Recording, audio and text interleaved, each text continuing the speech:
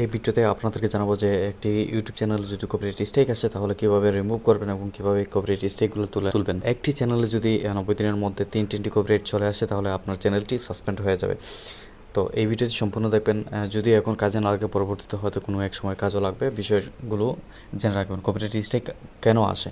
অন্যের ভিডিও যদি আপনি নিজের বলে চালিয়ে দেন, সেই ব্যক্তি যদি তার নজরে সেই বিষয়টা যায় তাহলে সে আপনাকে হয়তো জানাবে, অন্যথায় আপনাকে ডিরেক্টলি কপিরাইট স্ট্রাইক মেরে দেবে। তো এখানে দেখতে পাচ্ছেন একটি চ্যানেলে তিনটি কপিরাইটের মধ্যে একটি কপিরাইট চলে আসছে অলরেডি, সেকশন 1 যেটা বলতেছে। তো এইটা কিভাবে আপনি কি করবেন, এখানে তারা অলরেডি বলে দিছে যে হোয়াট ইউ ক্যান ডু, আপনি কি করতে পারেন। এখানে আবার উত্তরে বলে দিয়েছে যে ডু নাথিং, আপনি কোনো কিছু করতে হবে না, আপনাকে কমপক্ষে 90 দিন ওয়েট করতে হবে। এই 90 দিনের পরপর কিন্তু এই কপিরাইট স্ট্রাইক যেটি আসছে সেটি চলে যাবে। আদারওয়াইজ আপনাকে যেটি করতে হবে, অ্যাটেন্ড কপিরাইট স্কুল যেটি অপশন রয়েছে সেটাতে আপনি জয়েন করতে পারেন। এবং এইটা পরে কিন্তু এর আগে আপনি যেটি করতে পারেন, 90 দিন ওয়েট করার আগে আপনি চাইলে যে কপিরাইট স্ট্রাইক দিয়েছে আপনার চ্যানেলে তার সাথে আপনি যোগাযোগ করতে পারেন। তো তার সাথে যোগাযোগ কীভাবে করবেন, যখন আপনার চ্যানেলে কপিরাইট স্ট্রাইক আসবে তখন আপনার ইমেইলে একটি বার্তা আসবে।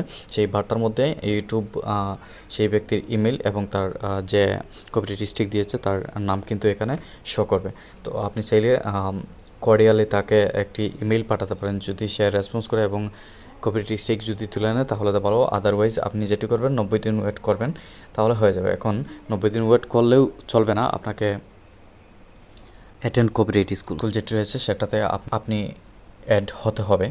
আদারওয়াইজ 90 দিন চলে গেলেও কপিরাইট স্ট্রাইক সেটি যাবে না। তো অ্যাটেন্ড কপিরাইট স্কুল যেটি রয়েছে সেটাতে ক্লিক করার পর এরকম আপনার সামনে কিছু প্রশ্ন শো করবে।